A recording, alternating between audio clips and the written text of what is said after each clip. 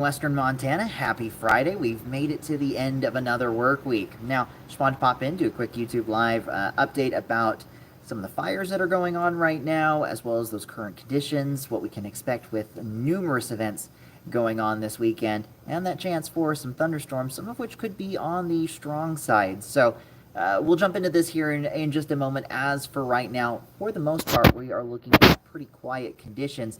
There is going to be one thing that I want to check that I didn't think about until just now, but I'll get into that here in a moment. So if you can give me about 30 seconds to a minute, we'll fully get started in this and get moving along with this update. So I'll be back here just in a few moments.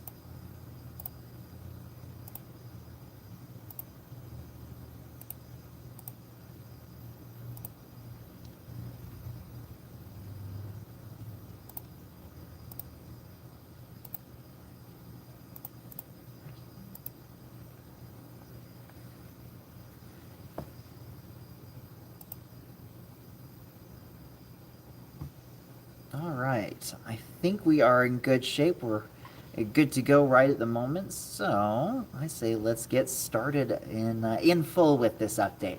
So thank you all for tuning in this morning. If you have any questions or comments as we go throughout this update, feel free to ask them in the chat section, and I'll keep an eye on that as things move along and progress. So let's go into this. We've been in a pretty nice couple of days. We've had more of a zonal flow west-east across the area after the rain and thunderstorms that we saw to start the work week. We've been pretty quiet, like I mentioned just a moment ago. That is going to change, though, as we get later on into this afternoon, but especially into this weekend. So spinning back around, showing you those live conditions across the region. I'm going to move this back just a hair so we can get a little bit more of a full view.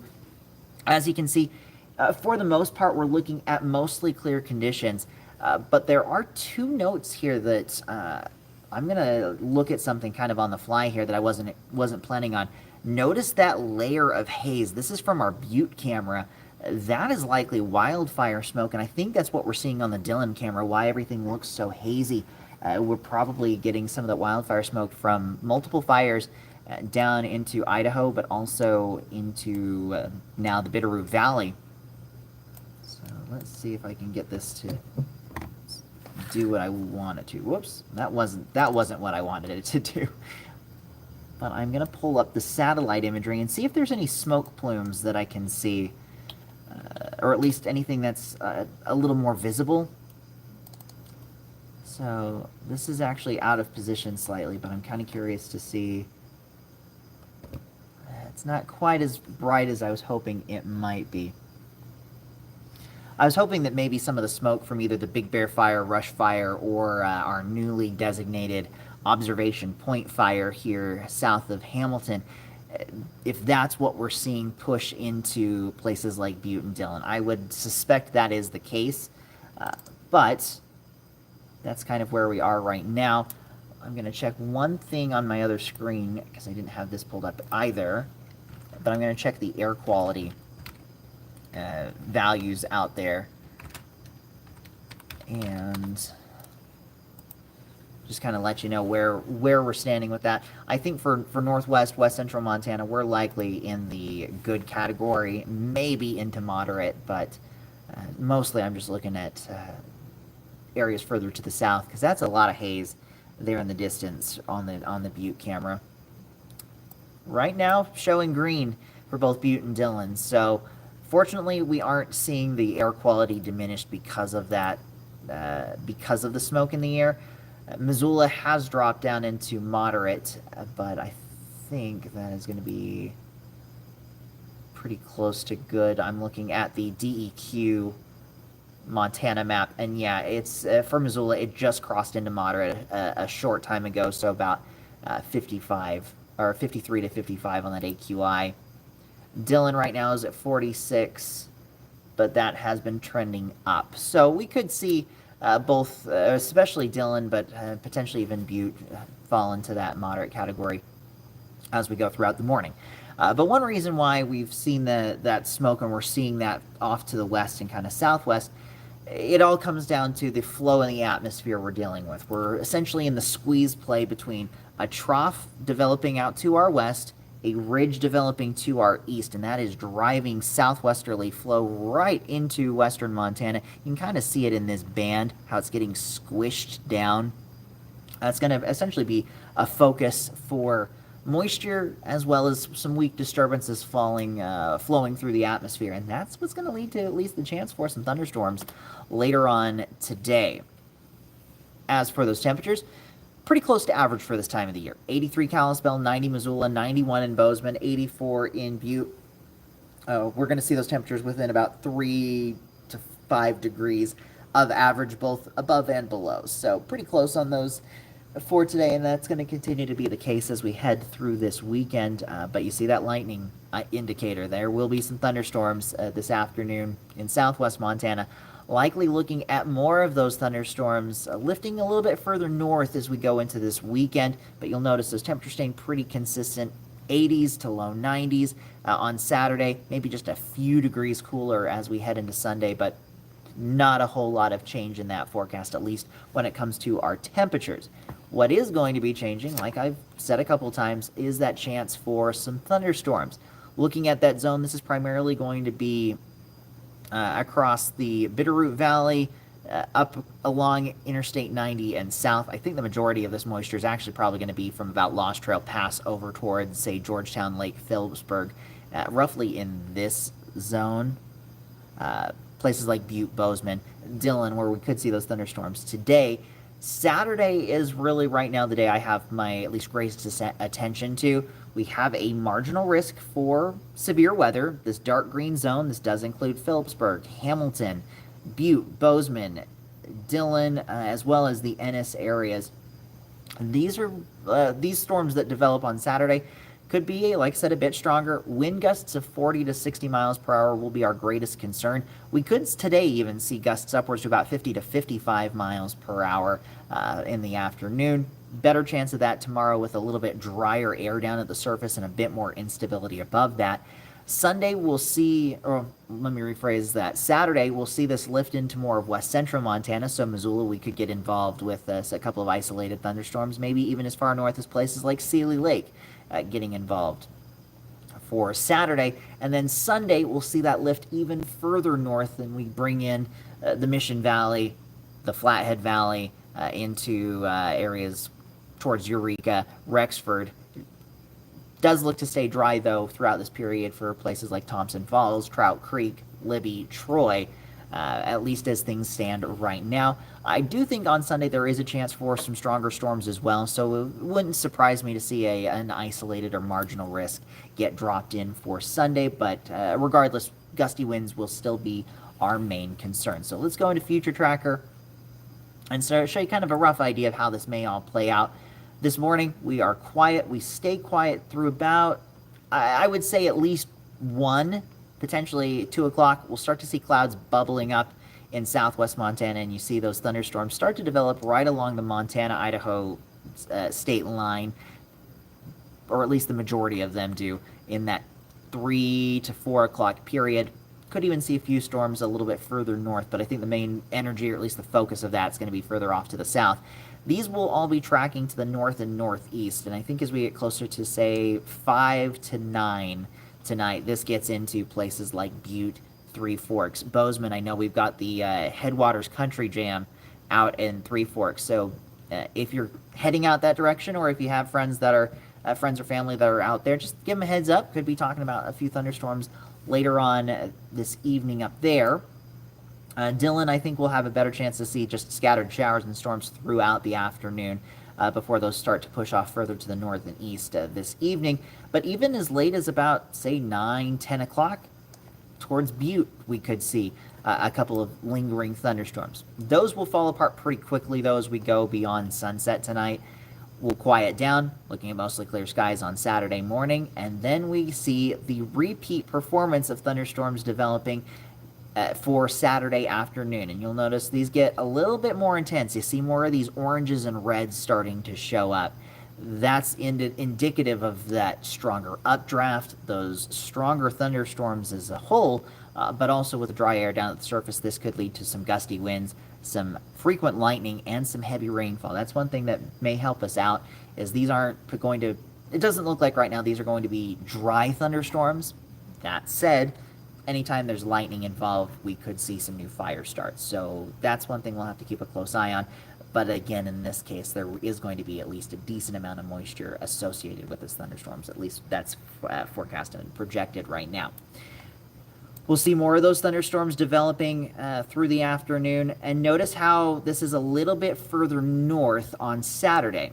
We're getting storms up in the direction of Missoula, Darby, maybe as far north as the Hamilton area with this next round. I think in this case for Saturday, it's more on a line from about the central Bitterroot, or at least the greatest coverage of them will be from the central Bitterroot across over towards, say, Drummond, and then north and east from there, maybe up towards Ovando, but especially Helena.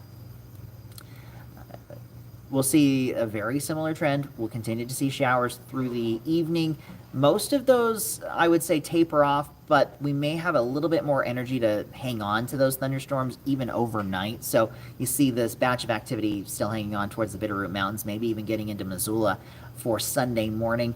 Probably much weaker than what we'd see during the afternoon of Saturday, but don't be surprised for a few sprinkles, maybe even a quick rumble of thunder into Sunday morning as those showers and storms, or at least that moisture, lingers on. Then we get into Sunday, and we're going to continue. You notice those clouds all tracking the same direction. It's that southwesterly flow. And by Sunday afternoon, here comes the next wave, developing in a very similar area. You see those thunderstorms right along Interstate 15, from Helena down to Butte and Dillon, as well as Interstate 90, really from Livingston, Bozeman, back off to about right at this moment, just showing the Deer Lodge to Garrison area. But watch as we go later on in the day, we're going to see this lift a little bit further north. Could be talking storms more isolated in nature, so maybe not as much coverage, but the fact that there are much wider spacing to those, that's indicative of at least the potential for maybe some larger hail trying to develop with these storms. So since they're getting a little bit, I'll say, more free reign of the atmosphere in their localized area, they could take a bit more, take advantage a bit more of the instability in place. So, and once we get into Sunday, we may have to start watching out at least for a greater hail threat. Right now, still forecasted below severe limits, which is quarter size, but again, something we'll just have to keep a very close eye on. This continues into Sunday evening. We could have a bumpy afternoon and evening towards, again, Hamilton, Florence, Missoula, back over to Clinton. If this particular forecast model comes to fruition, maybe a little bit less activity down towards Ennis, West Yellowstone, and Bozeman. Those thunderstorms continue to lift north, maybe in a bit of a complex lifting from south to north on Sunday afternoon. We may even see some of these try and work their way into the Mission Valley, the Flathead Valley, as we get into Sunday evening. So if you have plans over at Flathead Lake on Sunday, just kind of keep an eye to the skies. I think Friday and Saturday, not looking at any kind of problems, but then we get into Sunday and Monday and we see that chance for storms, and that likely will be continuing into early next week. And again, the driver for all of this is this southwesterly flow, the ridge to the south, the trough to the north and west, and you see this piece of energy up here. I don't have it going out as far. Most models are indicating this coming through into the maybe the early parts of next week, but more likely the middle parts of next week. And that itself could actually give our storms a bit more to work with. And this is what's going to keep us active all the way into next week, just looking at those precipitation chances. Monday, Tuesday, let's see if I can get that to get in focus there. That's better. Monday into Tuesday, still looking at those isolated shower and thunderstorm chances, and I have at least 10 to 20% rain chances all the way into Wednesday, Thursday, and Friday of next week. So in general, we're going to continue to see an active period of weather. Right now, middle of next week, I'm going to keep a very close eye on, because again, we could see more of those strong to severe thunderstorms each afternoon. We'll just kind of have to watch how that next storm system, or at least that core of that low pressure trough, once it moves into the area or at least gets closer, how that behaves and how that may end up interacting with the instability and some of the wind shear that it's going to bring with it. So when that happens, you have that combination of instability, wind shear.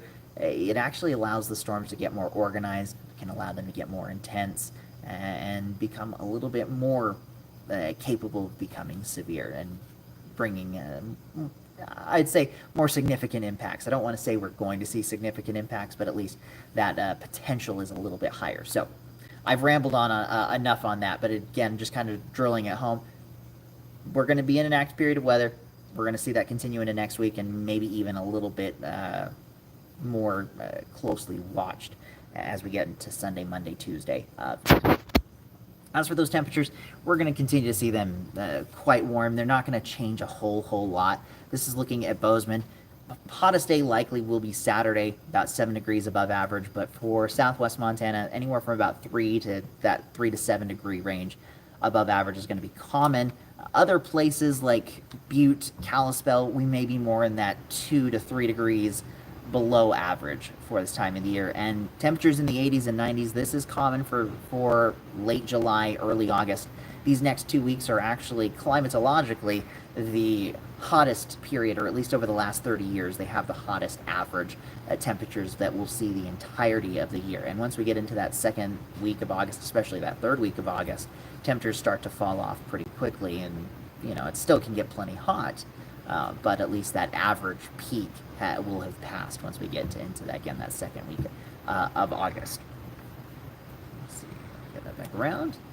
So one note that I'll bring up, and I brought it up on all of my YouTube lives the last couple of days, fires. Overall, we're looking pretty good still across western Montana. The one issue, and I'll say it's an issue because we had it newly start yesterday, the Lost Horse Observation Point fire. That one started yesterday afternoon and rapidly grew in size and was quite visible from Hamilton. I know there were a couple of cameras that were watching it from. You could even see it from the airport there in Hamilton, out in the distance from the airport cameras. But the last update that I'm seeing, and still getting just new information through the morning, looking at about 93 acres on the Lost Horse Observation Point fire.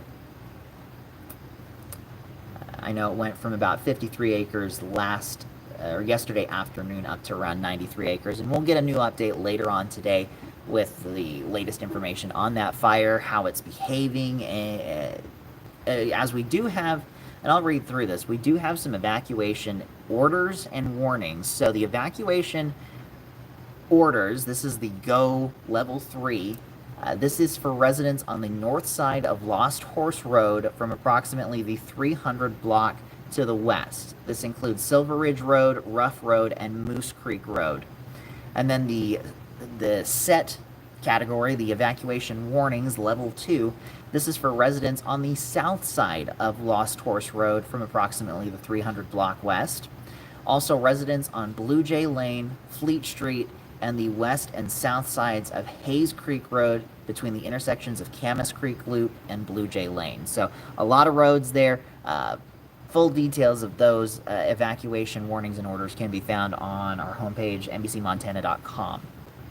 We'll continue to see more changes with this fire over the next throughout the day today. We are going to see those winds pick up, so that's one thing I've got a little bit of concern with. If there's still activity on that fire, which I believe there is, we could see that start to kick up in its intensity later on because of the 20 to 25 mile per hour winds, temperatures in the 80s and 90s, and even we could see a few thunderstorms at least get close to that area. Depending on where those fall, we could see those winds enhanced right through there. So this is, and again, if you're not entirely sure where this is north of Lake Como, down in the southern Bitterroot Valley, west of Charloes Heights, and southwest of the Hamilton, really southwest of Hamilton, and west of US 93. Jumping into the Deer Fire, which was our fire here on the southeast side of Missoula. up above Patty Canyon. That fire still is sitting at around 75 acres. Containment is up to 60% on this particular fire. So overall, crews are getting on top of that one right now. Hopefully we can continue to see that be the case. And then our two biggest fires in the area are actually just across the state line over here into Idaho. The Big Bear Fire itself is around 9,500 acres. It has been showing, I'd say, a pretty significant amount of activity on it as it's burning in the, I don't know exactly what that range is out there, but it's over towards the River of No Return wilderness, so it's pretty remote out there. But that one's 9,500 acres. Could be approaching 10,000 acres here over the next little bit if the activity keeps up with it. And then the Rush Fire is now over 7,000 acres. So both of those fires quite active, producing a lot of smoke, and that's probably a big reason why earlier we were looking at a very hazy camera view from Dillon. And I think most of that smoke coming in, especially with that west-southwesterly flow, that can't be helping that situation at all. In addition to now we have the Lost Horse and Observation Point fire. Outside of that, we're pretty quiet across not only just western Montana, but Montana in general. We've got one fire down here into Wyoming that may be bringing some smoke into southeastern portions of the state. Then we also have the Willow Creek, Lake Spokane, and Hope fires over into eastern Washington, and that with just the general flow we're seeing, that will bring a little bit of smoke and haze into northwest Montana. I haven't seen a whole lot of smoke coming off those, not too much in the way of fire activity on them right at the moment. Of course, that could change, but that's good news for our air quality aspect of things. So let me jump back in, make sure I haven't missed any comments or questions. Again, this is going to be kind of a last call. I'm about to the final graphic of this update. But if you have any questions, any comments, feel free to ask those in that chat section, and I'll take a look at them and answer them the best I can. As for the headlines, this is really what we're tracking. Today, it's going to be breezy. We're going to be looking at mostly clear skies. We will see those thunderstorms develop down in southwestern Montana, maybe into the south and central parts of the Bitterroot Valley. Then we get into this weekend. That southwest flow remains in place. We'll see warm conditions sticking around, but the chance of thunderstorms will lift a little bit further north each day. So Saturday, we're into the central Bitterroot Valley over towards, say, Drummond, Ovando, and areas south from there. Then we get into Sunday, and that spreads into the Missoula Valley, the Mission Valley, and potentially even the Flathead Valley.